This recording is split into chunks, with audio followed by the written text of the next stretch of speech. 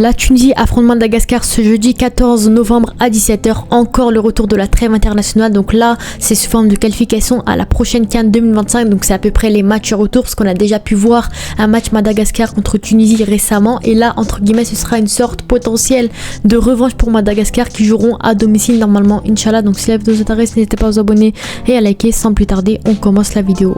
Donc voilà, on va revenir déjà sur le classement un petit peu du groupe A. Parce qu'on voit que c'est quand même assez serré avec la Tunisie qui est première. Malheureusement au dernier rassemblement ils ont fait un match nul et une défaite, c'est ce qui ont fait que les Comores ont réussi à les rattraper. Donc ils ont seulement un point d'écart avec le Comore et seulement 2 points d'écart avec la Gambie. Donc forcément la Tunisie doit obligatoirement gagner ce prochain match pour pouvoir reprendre de l'avance et continuer à être premier du classement potentiellement, alors que Madagascar malheureusement ils ont que 2 points avec 2 matchs nuls. Donc c'est très compliqué pour eux en ce moment. Je pense que personnellement, sans vous spoiler, sans vous dire n'importe quoi, je pense que la Tunisie peut largement gagner ce prochain match, surtout quand on voit la dernière liste qui a été donnée, le nouveau coach, peut-être les nouvelles idées du coach, peut-être potentiellement Inch'Allah une victoire de la Tunisie. Donc pour moi je pense que la Tunisie peut gagner ce match là, mais on va déjà analyser le dernier match que la Tunisie a pu faire contre Madagascar, voir un peu les compos probables, leur forme actuelle, la liste qui a été donnée, etc. Donc voilà, le dernier match justement en Tunisie-Madagascar s'est terminé sur un 1-0 seulement pour la Tunisie, avec un but à la toute dernière seconde par Ferjali Sassi de la tête pour ceux qui s'en souviennent. Mais voilà, en tout cas ça a été un match très compliqué, un match très serré. On a vu la Tunisie qui était largement dominante avec 65% de possession, 17 tirs, 4 tirs cadrés. Donc on voit que malheureusement la Tunisie a beaucoup de mal devant les cages, pas de finition, ils cadrent pas leurs tirs, c'est pour ça que pour eux c'est très compliqué. Mais voilà, en soi on voit dans l'ensemble que la Tunisie a dominé. J'espère que la Tunisie s'est améliorée un peu de ce côté là sur le fait de finir leurs occasions et de marquer plus de buts avec toute cette possession qu'ils avaient. En tout cas on a vu que la Tunisie était largement dominante par rapport à Madagascar. J'espère qu'ils vont continuer comme ça, j'espère qu'ils vont vraiment s'améliorer devant les buts, parce que clairement leur actuel, vraiment le gros problème de la Tunisie, c'est clairement leur finition devant les buts. Ils n'ont pas de vrais buteurs, c'est pour ça que c'est très compliqué. Mais en tout cas j'espère que vraiment, au vu des nouveaux noms qui ont été appelés, j'espère que vraiment ils seront rigoureux devant les cages et pourront marquer un maximum de buts potentiellement, parce que ce match là on va pas se cacher que c'est vraiment des points gratuits entre guillemets, sans manquer de respect à Madagascar. On voit clairement que malheureusement Madagascar est en grande difficulté à l'heure actuelle, et je pense que vraiment la Tunisie peut en profiter pour marquer un maximum de buts et gagner un maximum de points pour continuer à être premier dans le classement potentiellement. Donc quand tu vois un peu les formes des équipes actuelles, on a vu que la Tunisie a gagné de justesse leur match contre la Gambie au dernier moment et a perdu malheureusement également défaite contre les Comores 1-0. Donc ça a été compliqué. Derrière Fawzi Benzarti, le coach, a été limogé. Derrière on a eu un coach remplaçant, donc on voit clairement que la fédération tunisienne c'est très compliqué en ce moment. Mais quand tu vois les joueurs qui ont été donnés, etc., franchement je pense qu'ils ont largement les moyens. Malheureusement ils gâchent leur potentiel comme on dit, et malheureusement c'est très compliqué pour eux. Pareil match nul contre les Comores comme ça qui était très frustrant également. Voilà, ce but, ouverture du score des Comores, derrière Yassine Meriah a marqué son but, mais en soi ça a été quand même assez compliqué. Mais voilà, quand tu vois un peu le bilan de la Tunisie sur les derniers rassemblements, ça a été quand même assez compliqué, malgré le fait que sur le papier, franchement sur le papier, on dit que la Tunisie est largement meilleure que les autres équipes.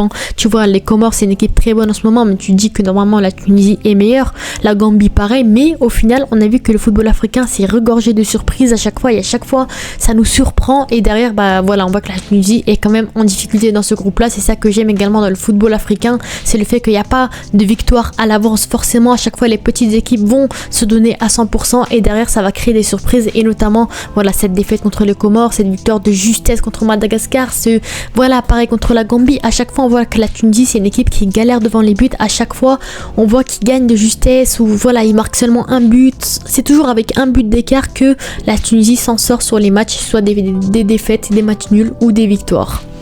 Et quand tu vois un peu le bilan de Madagascar, on voit que c'est un peu plus compliqué, avec une défaite contre la Gambie, match nul contre la Gambie également, défaite contre la Tunisie, match nul contre les Comores. Donc en soi on voit que Madagascar c'est pareil, c'est une équipe qui marque pas beaucoup de buts, mais derrière voilà, c'est de justesse, des petits matchs nuls comme ça, assez surprenants de la part de Madagascar, des petites défaites comme ça. Donc franchement en soi logiquement on voit que la Tunisie et Madagascar c'est deux équipes, franchement ça va être un match très serré, je le sens. En plus la Tunisie ne jouera pas à domicile, ils joueront à Madagascar, donc forcément entre guillemets Madagascar sera avantagé par son terrain, par son public, mais on sait que la Tunisie c'est une équipe qui est meilleure à l'extérieur qu'à domicile. Donc on sait pas, peut-être que la Tunisie pourra créer la surprise, marquer plein de buts, pourquoi pas, Inch'Allah. Mais en tout cas, quand on va voir la liste, on va voir que franchement il y a des joueurs qui normalement devraient apporter de la fraîcheur côté tunisien. Donc juste avant, je voulais voir la compo probable de Madagascar contre la Tunisie. Donc je vais pas vous cacher que je connais pas forcément les joueurs malgaches, j'ai pas vu la liste, etc. Mais quand tu vois un peu, voilà, on s'attendrait à peu près à ça. Il n'y a pas vraiment des joueurs très connus, mais c'est en soi une équipe très collective, on va dire. C'est une équipe qui joue ensemble, qui arrive à créer l'exploit ensemble. Il n'y a pas des joueurs individuels de classe mondiale ou quoi, qui arrivent à faire la différence tout seul. Non, c'est vraiment des joueurs soudés et qui arrivent à jouer ensemble, à faire des matchs nuls, à créer des exploits ensemble. Alors que côté tunisien, en soi, tu vois, il y a quand même des joueurs, franchement, qui peuvent être intéressants, qui peuvent faire la différence. Donc là, franchement, cette liste, pour moi, j'en ai déjà parlé, mais c'est vraiment une liste masterclass de la part du coach.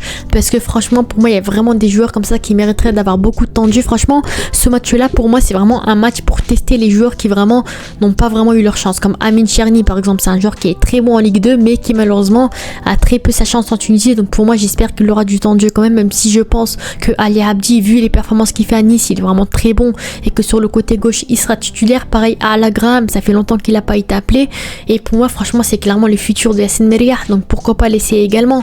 Au milieu de terrain, Hannibal qui est revenu avec Burnley, Idriss El Mizouni qui est très bon à Oxford avec son club, Hadi Mahmoud qui est très bon à Lugano. Donc franchement, des joueurs comme ça qu'on n'a pas l'habitude de voir, que pour moi, j'aimerais les voir avec la Tunisie et voir ce qu'ils pourraient proposer. Quand tu vois des Skiri qui sont vraiment neutres avec la Tunisie, tu te dis quand même qu'il y a des joueurs comme ça qui pourraient avoir leur chance également. En attaque, Hamor Leyouni, qui pourrait avoir du temps de jeu, Saïf Al-Taïef, Nabil Makni, Hadj Mohamed, Aït Malek. Il y a plein de joueurs comme ça, des petits joueurs qui sont pas très connus mais qui pourtant sont très bons avec leur club. Donc pour moi, j'ai vraiment hâte de voir tout ça, voir un peu ce que le coach pourrait nous concocter potentiellement. Donc c'est pour ça que je vous ai préparé ma compo probable du match, on va dire. Donc franchement, voilà la compo que j'attendrai potentiellement pour ce prochain match de la Tunisie. Donc voilà, Mémich dans les cages logiquement, Abdi à gauche, Keshrida à droite, défense centrale, Merriah, Talbi, ça bouge pas la défense. Au milieu de terrain, j'aimerais voir un peu de changement avec Leidouni et Skiri, et bien sûr Hadi Mahmoud en tant que numéro 6, c'est un très bon joueur.